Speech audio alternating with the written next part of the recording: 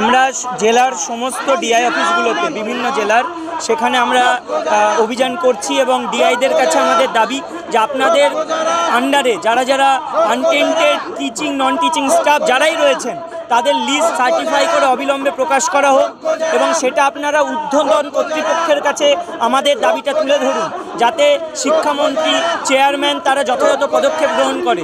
OMR প্রকাশের জন্য আমরা দাবি রাখছি ও সমস্ত ওএমআর অবিলম্বে প্রকাশ করে রিপ্যানেলের দাবি যেন যথাযথভাবে সুপ্রিম কোর্টে রাখা হয়, কারণ রিপ্যানেল পারবে আমাদেরকে বাঁচাতে।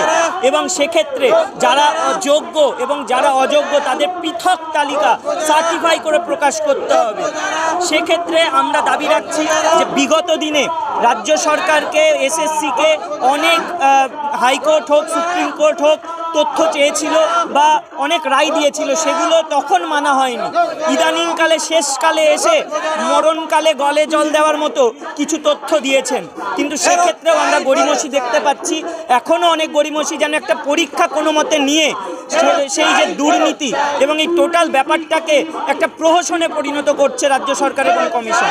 আমরা চাইছি অবিলম্বে সমস্ত পদ্ধতি অবলম্বন করে আমাদের দাবিগুলো মিটিয়ে আমাদের প্যানেলটাকে বাঁচানো হোক এবং যোগ্যদের পুনর্বহাল যে কোনো মূল্যে রাজ্য সরকারকে ও কমিশনকে করতেই হবে।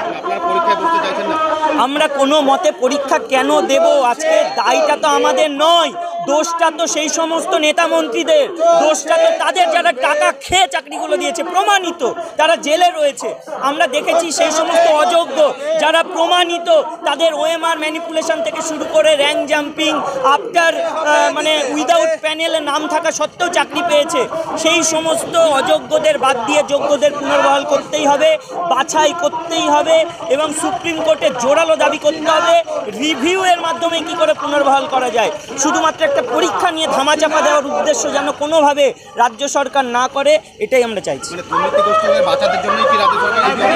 একদমই তাই। দেখুন, দুর্নীতিটাকে যাতে ধামাচাপা দিয়ে একটা পরীক্ষা নিয়ে সব কিছু স্তব্ধ করে দেওয়া যায়, মুখগুলো বন্ধ করে দেওয়া যায়, সেটাই হয়তো চাইছে। তাই জন্য পরীক্ষাটাকেই পাখির চোখ করছে, যেখানে রিভিউটাকে সব থেকে গুরুত্বপূর্ণ আকারে দেখা উচিত।